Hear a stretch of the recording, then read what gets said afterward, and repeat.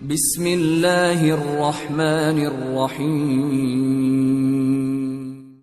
Sher Shah Suri episode 33۔ Sher Shah Suri کے ہاتھوں زخم اور شکست اٹھانے کے بعد ہمایوں پنجاب سے سندھ میں داخل ہوا اور روہڑی پہنچا۔ روہڑی کا حاکم سندھ کے حکمران شاہ حسین کا ماتحت تھا۔ ہمایوں نے اس سے مدد مانگی کہ وہ روہڑی کا قلعہ اس کے حوالے کر دے۔ شاہ حسین کی اس فوجدار نے ہمایوں پر ترس کھایا اور ہمایوں کے پیغام کے جواب میں ازراہ ہمدردی اور مروت اس فوجدار نے کئی سو کشتیوں پر غلہ لاد کر ہمایوں کے لشکر میں بھیج دیا۔ اس کے بعد ہمایوں نے جب دیکھا کہ قلعہ اسے دینے میں لیت و لال سے کام لیا جا رہا ہے تو اس نے براہ راست اپنے قاصد سندھ کے حاکم شاہ حسین کی طرف بھجوائے اور اسے کہلا بھیجا کہ فی الفور ٹھٹھہ سے ہمایوں کی خدمت میں حاضر ہو۔ ہمایوں نے یہ بھی دھمکی دی تھی کہ اگر شاہ حسین نے آنے میں دیر کی تو وہ ٹھٹھہ پر حملہ آور ہو جائے گا۔ سندھ کے فرمان روا نے دور ہی سے ہمایوں کو اپنا سلام بھیج دیا اور چند روز کے بعد روہڑی سے ہمایوں کے لشکر میں جانے والی ساری رسد کو راستے ہی میں ضائع کروا دیا۔ نتیجہ یہ ہوا کہ ہمایوں اور سندھ کے حکمران شاہ حسین میں جنگ چھڑ گئی۔ ہمایوں کے پاس نہ تو توپ خانہ تھا نہ کشتیاں، پھر بھی اس نے بذات خود سندھ کے حکمران شاہ حسین سے ٹکرانے کا عہد کر لیا۔ ہمایوں کا بھائی مرزا ہندال اور چچا ناصر مرزا دریا پار کر کے سندھ کے مغربی کنارے پر موجودہ ضلع لاڑکانہ کے ایک مقام پاتر پر پڑاؤ کیے ہوئے تھے۔ انہیں حکم دیا کہ وہ اپنے حصے کے لشکر کے ساتھ آگے بڑھیں اور شاہ حسین پر حملہ آور ہو جائیں، لیکن بدقسمتی کے ہمایوں کا چچا ناصر مرزا اور بھائی مرزا ہندال باہمی جھگڑے کا شکار ہو گئے اور ہمایوں کا ساتھ چھوڑ کر بھاگنے کی سوچنے لگے۔ ہمایوں کو جب اس صورتحال کی خبر ہوئی تو وہ بذات خود روہڑی سے پاتر آیا تاکہ مرزا ہندال اور چچا ناصر مرزا کے درمیان صلح کرا دے اور سندھ فتح کر کے اس پر قبضہ کر لے۔ اتفاق ایسا ہوا کہ صورتحال بد سے بدتر ہو گئی۔ مرزا ہندال اور ناصر مرزا کے درمیان غلط فہمیاں اور شکوک بڑھ گئے۔ یہاں مزید بدقسمتی یہ ہوئی کہ پاتر میں قیام کے دوران ہمایوں اپنے بھائی مرزا ہندال کے استاد بابا دوست کی ایک 14 سالہ لڑکی حمیدہ بانو پر فریفتہ ہو گیا۔ اس واقعے سے ہمایوں کے تمام گھرانے میں ایک طوفان برپا ہو گیا، لیکن ہمایوں نے بڑے صبر اور اطمینان سے کام لیا اور حمیدہ بانو سے نکاح کر کے وہ اسے اپنے ساتھ روہڑی لے گیا۔ ہمایوں کی اس حرکت پر اس کا بھائی مرزا ہندال بڑا خفا اور برگشتہ ہوا، لہٰذا وہ ہمایوں کو چھوڑ کر اپنے حصے کے لشکر کے ساتھ قندھار کی طرف چلا گیا۔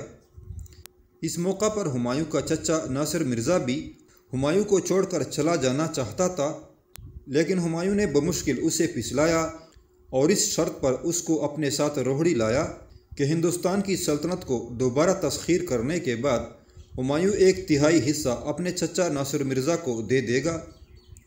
ہمایوں کو قوی امید تھی کہ جلد از جلد وہ اس کام میں کامیاب ہو جائے گا۔ ناصر مرزا کے ساتھ یہ معاہدہ کرنے کے بعد خود ہمایوں اپنے حصے کے لشکر کے ساتھ سیہون چلا گیا، جبکہ بکر کے محاصرے کی کمان اس نے اپنے چچا ناصر مرزا کو سونپ دی تھی۔ اسی اثنا میں سندھ کا حکمران شاہ حسین حرکت میں آیا۔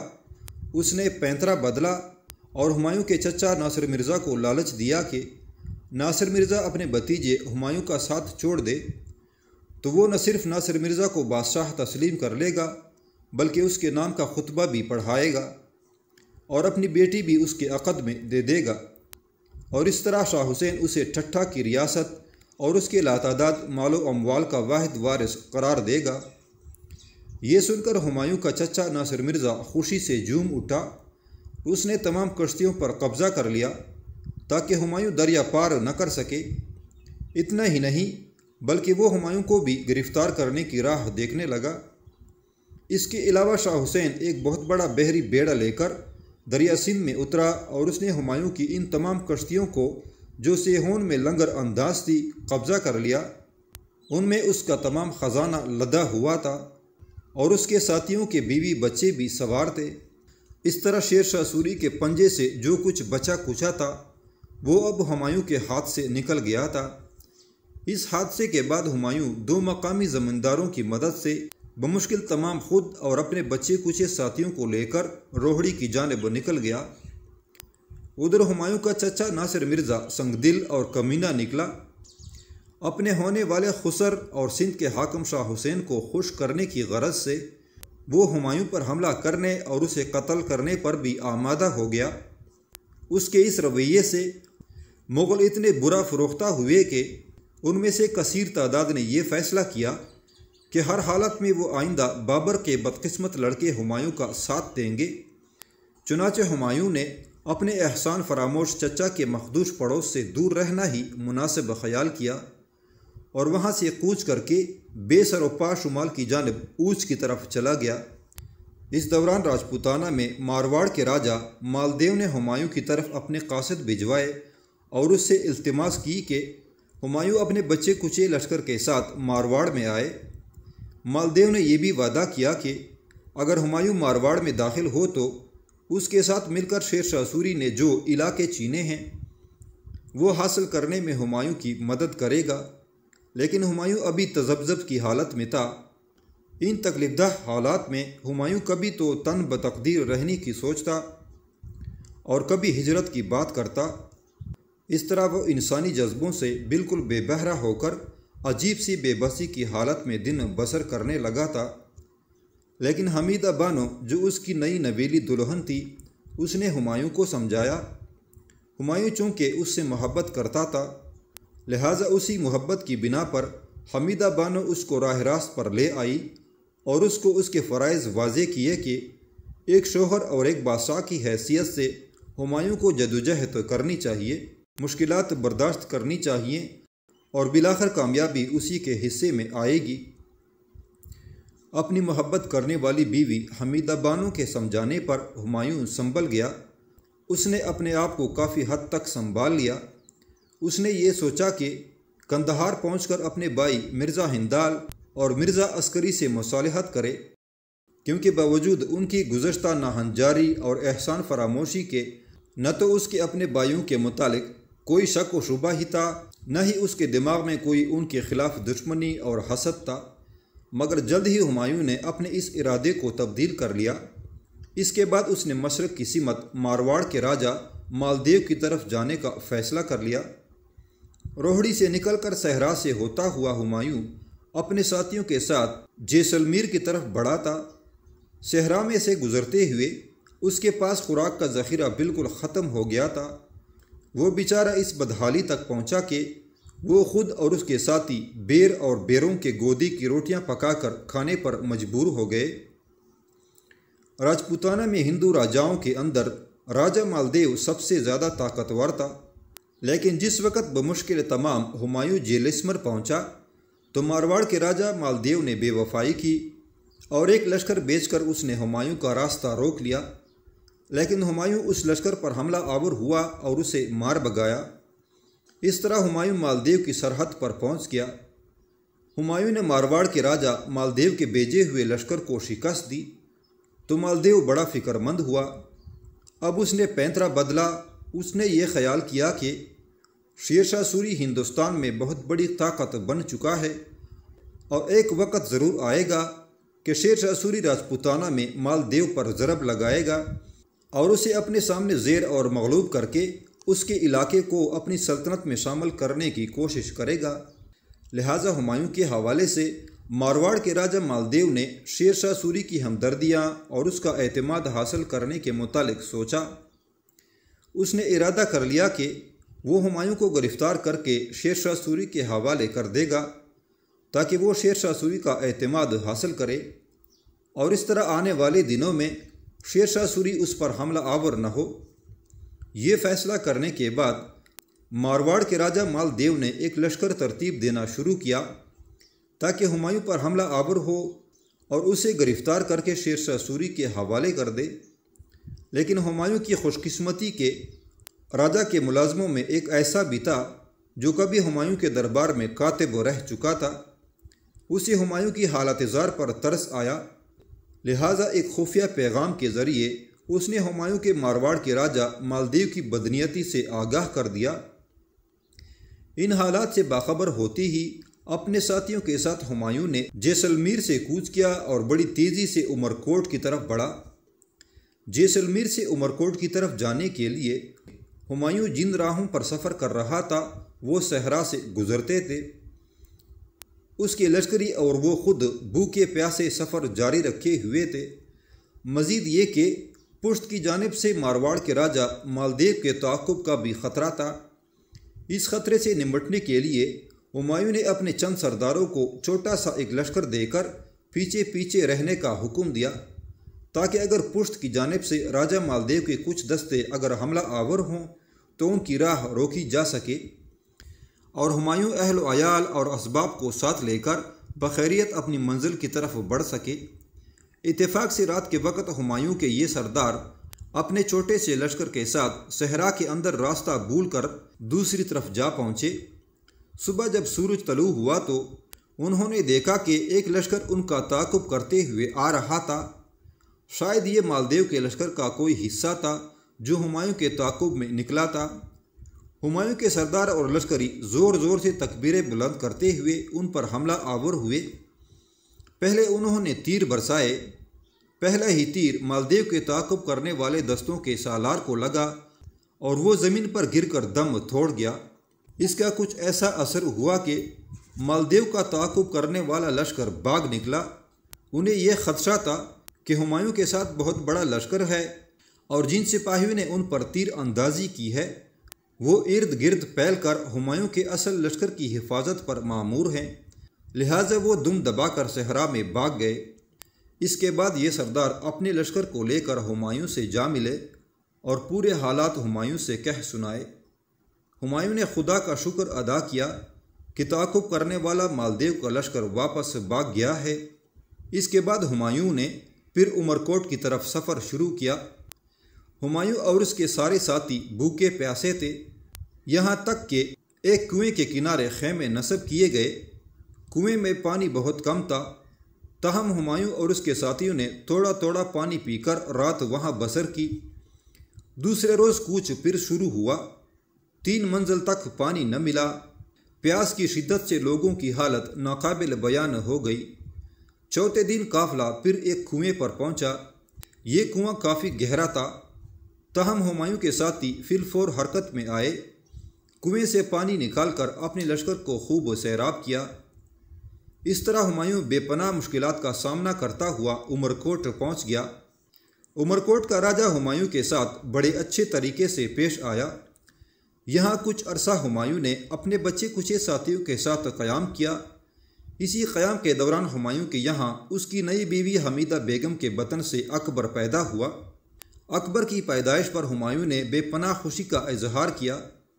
اس کے بعد عمرکوٹ سے اس نے کوچ کیا، سیستان میں داخل ہوا۔ سیستان میں ان دنوں ایران کے شہنشاہ طہماسپ کی طرف سے ایک شخص حکمران تھا۔ اس نے ہمایوں کا بہترین استقبال کیا۔ سیستان سے ہمایوں ہرات گیا۔ اس کے بعد اس نے ایران کے شہنشاہ طہماسپ کی طرف کوچ کیا اور اس کے یہاں ہمایوں نے پناہ لے لی تھی۔ شام کے قریب خواص خان اپنے گھوڑے کو دوڑاتا ہوا حویلی میں داخل ہوا۔ گھوڑے کو لے کر وہ استبل میں داخل ہوا تو ایک محافظ بھاگ کر آگے بڑھا۔ خواص خان سے اس نے گھوڑے کی باگ پکڑ لی۔ اس موقع پر اوما تقریباً بھاگتی ہوئی استبل میں خواص خان کے پاس آئی۔ خواص خان نے دیکھا اس کے چہرے پر خوشیاں ہی خوشیاں اور شادمانیاں ہی شادمانیاں تھیں۔ خواص خان کے قریب آ کر گلوں اور شکووں سے بھری ہوئی آواز میں اوما نے پوچھا، خواص خان میرے بھائی، آپ کہاں چلے گئے تھے؟ میں تو صبح کے وقت سے آپ کا انتظار کر رہی ہوں۔ آپ منہ اندھیرے ہی یہاں سے نکلے، نہ کھانا کھانے حویلی میں آئے، نہ ہی اپنا عطا پتہ دیا۔ میں تو آپ کو ایک انتہا درجے کی خوشخبری دینے والی تھی۔ پہلے میں نے ارادہ کیا کہ میں مستقر کی طرف چلی جاؤں، اس لیے کہ آپ وہیں شیر شاہ سوری کے پاس ہوں گے۔ پھر میں نے سوچا آپ گھر آئیں گے تو خوشخبری کہوں گی۔ خواص خان نے غور سے اوما کی طرف دیکھتے ہوئے پوچھا، کیسی خوشخبری؟ اوما نے گہری مسکراہٹ میں کہا، خواص خان میرے بھائی، اللہ نے آپ کو بیٹا دیا ہے۔ گنگا ایک بچے کی ماں بن گئی ہے اور وہ بڑی بے چینی سے آپ کی آمد کی منتظر ہے۔ وہ کئی بار آپ کا پوچھ چکی ہے اور انتہائی فکر مند ہے۔ اوما کے یہ خوشخبری سنانے پر خواص خان تقریباً بھاگتا ہوا اپنی خوابگاہ کی طرف چل دیا تھا۔ اوما بھی اس کے پیچھے پیچھے بھاگ رہی تھی۔ خواص خان جب اپنی خوابگاہ میں داخل ہوا تو اس نے دیکھا گنگا اپنی بستر پر لیٹی ہوئی تھی۔ اس کے سامنے ایک خوبصورت انتہائی صحت مند بچہ تھا۔ گنگا کی مسہری کے ساتھ نرمل اور کملاوتی بیٹھی ہوئی تھی۔ جو ہی خواص خان اس کمرے میں داخل ہوا، گنگا کی نگاہ اس پر پڑی۔ خواص خان کو دیکھتے ہی گنگا کے چہرے پر رونق اور شادابی آ گئی۔ اس کے خوبصورت ہونٹ مسکراہٹ کے انداز میں پھیل گئے تھے۔ خواص خان بڑی تیزی سے آگے بڑھا۔ گنگا کے قریب جا کر اس نے پہلے گنگا کی پیشانی چومی، پھر اپنا منہ اس کے کان کے قریب لے گیا اور بڑی دھیمی اور رازدارانہ سی آواز میں کہا، میں تمہیں بیٹی کی پیدائش پر مبارکباد دیتا ہوں۔ خواص خان کے ان الفاظ پر گنگا چونک پڑی، پھر وہ بھی اونچی آواز میں کہنے لگی، میں بھی آپ کو بیٹی کی پیدائش پر مبارکباد دیتی ہوں۔ بیٹھے نہ، کھڑے کیوں ہو؟ گنگا کے کہنے پر خواص خان اس کے پاس ہی بیٹھ گیا۔ پھر وہ وقفے سے بیٹے کے گال اور پیشانی چومنے لگا تھا۔ تھوڑی دیر تک کمرے میں خاموشی رہی۔ اس کے بعد کملاوتی نے سکوت کو توڑا اور خواص خان کی طرف دیکھتے ہوئے پوچھا، آپ کہاں چلے گئے تھے؟ ہم نے کافی انتظار کیا۔ بچہ تو آپ کے جانے کے تھوڑی ہی دیر بعد ہوا تھا۔ میں تو یہ خیال کر رہی تھی کہ آپ لشکر گاہ سے ہو کر جلد واپس لوٹ آئیں گے، لیکن آپ نے شام کر دی، اپنا اتا پتہ بھی نہیں دیا تھا۔ خواص خان جواب میں مسکرا دیا، دیکھ کملاوتی، تو ٹھیک کہتی ہے، پر مجھے شیر شاہ سوری نے مستقر میں بلایا تھا۔ سارے سالار جمع تھے اور راجپوتانہ پر حملہ آور ہونے کے لیے لایا عمل تیار کیا جا رہا تھا، اس لیے کہ راجپوتانہ میں مارواڑ کا راجہ مالدیو پر پرزے نکالنے لگا ہے اور وہ ہم پر حملہ آور ہونے کے لیے بے پناہ تیاریوں میں مصروف ہے۔ لہٰذا شیر شاہ سوری چاہتا ہے کہ پہلے ہی اس پر ضرب لگا کر اسے ناکارہ بنا دیا جائے۔ اب فیصلہ یہ ہوا ہے کہ ہفتے تک یہاں سے لشکر راجپوتانہ پر حملہ کرنے کے لیے کوچ کرے گا۔ شیر شاہ سوری تو پہلے ہی کوچ کرنا چاہتا تھا، لیکن میں نے گنگا کی وجہ سے مہلت لی کہ میرے یہاں بچے کی پیدائش ہونے والی ہے، لہٰذا میں چاہتا ہوں کہ بچے کی پیدائش کے بعد یہاں سے کوچ کروں۔ میں خداوند کا انتہا درجے کا شکر گزار ہوں کہ میری یہاں روانگی سے کئی دن پہلے ہی اللہ تعالیٰ نے مجھے بیٹے کی نعمت سے نوازا ہے۔ یہاں تک کہنے کے بعد خواص خان تھوڑی دیر کے لیے رکا۔ اس کے بعد اس نے غور سے گنگا کی طرف دیکھا اور پوچھا، دیکھ گنگا، تو کب تک میرے ساتھ سفر کرنے کے لیے تیار ہو جائے گی؟ گنگا نے کچھ سوچا، پھر پیار بھری آواز میں کہنے لگی، مجھے فی الحال یہیں رہنے دیں، آپ کے ساتھ کملا اکیلی ہوگی۔ میں بچے کو لیے کہاں خیموں کی کٹن زندگی بسر کرتی رہوں گی۔ بچہ چند ماہ کا ہو لے، پھر میں آپ سے آن ملوں گی۔ گنگا کا جواب سننے کے بعد خواص خان نے ذو معنی انداز میں گنگا کی طرف دیکھا۔ گنگا کے چہرے پر عجیب سے ذو معنی تاثرات تھے۔ پھر اس کے بعد خواص خان نے کملاوتی کی طرف دیکھتے ہوئے پوچھا، دیکھ کملا، تیرا اس معاملے میں کیا خیال ہے؟ کملا جٹ بولی اور کہنے لگی، گنگا ٹھیک کہتی ہے۔ بچے کی پیدائش کے بعد فی الفور اسے لشکر میں شامل ہو کر خیمے کی کٹن زندگی بسر نہیں کرنی چاہیے۔ اسے آرام اور سکون کی ضرورت ہے، جو صرف اسے آگرہ کی اپنی اس رہائش گاہ میں ہی مل سکتا ہے۔ اور پھر بچہ جب تک چند ماہ کا نہیں ہو جاتا، اس وقت تک اسے خیمے کی زندگی اختیار نہیں کرنی چاہیے۔ میں گنگا کے ان خیالات سے پوری طرح اتفاق کرتی ہوں۔ جہاں تک میری ذات کا تعلق ہے، میں آپ کے ساتھ ہوں اور آپ اور گنگا دونوں کو یقین دلاتی ہوں کہ آپ کی خدمت میں کسی قسم کی کوتاہی نہیں رہنے دوں گی۔ کملا کا یہ جواب سن کر جہاں گنگا کے چہرے پر پرسکون تبسم پھیلا تھا، وہاں خواص خان بھی دھیرے دھیرے مسکرانے لگا تھا۔ پھر وہ کہنے لگا، دیکھ کملا، یہ تو میں پہلے سے جانتا ہوں کہ تم میری خدمت میں کوئی کسر نہیں چھوڑو گی۔